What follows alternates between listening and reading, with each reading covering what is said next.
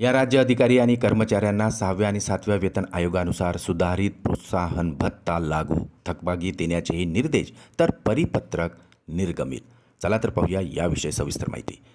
त्यापूर्वी चॅनलला नवीन असाल तर सबस्क्राईब करायला विसरू नका. नवनवीन अपडेट मिळविण्यासाठी बेल आयकॉनला प्रेस करायलाही विसरू नका. अत्यंत कामाची बातमी शेअर करून व्हिडिओला लाईक करायलाही विसरू नका.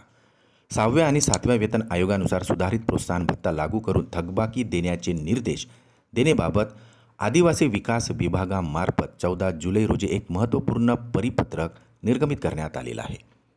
सदर परिपत्रकानुसार असं नमूद करण्यात आले आहे की आदिवासी विकास विभाग अंतर्गत उपाययोजना क्षेत्रामध्ये कार्यरत असणारे अधिकारी आणि कर्मचाऱ्यांना सामान्य प्रशासन विभागाच्या शासन निर्णयातील तरतुदीनुसार आता 6व्या व 7व्या वेतन आयोगातील मूळ वेतनाच्या 15% इतका किमान ₹200 व कमाल ₹1500 दरमहा अदा करण्याच्या अनुषंगाने प्रस्ताव शासनास प्राप्त झालेले आहे.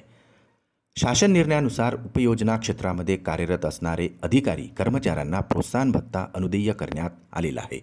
त्यानुसार आता प्रोत्साहन भत्ता हा मूळ वेतनाच्या 15% इतका किमान ₹200 तर कमाल ₹1500 दरमहा अनुदेय करण्यात आलेला आहे. त्याचबरोबर संबंधित कर्मचाऱ्यांना प्रोत्साहन भत्ता अदा करण्याची कार्यवाही करण्याचे तसेच त्याबाबतची थकबाकी देय असल्यास ती नियमानुसार अदा करण्याचे निर्देशही शासन निर्णयात दिलेले आहे.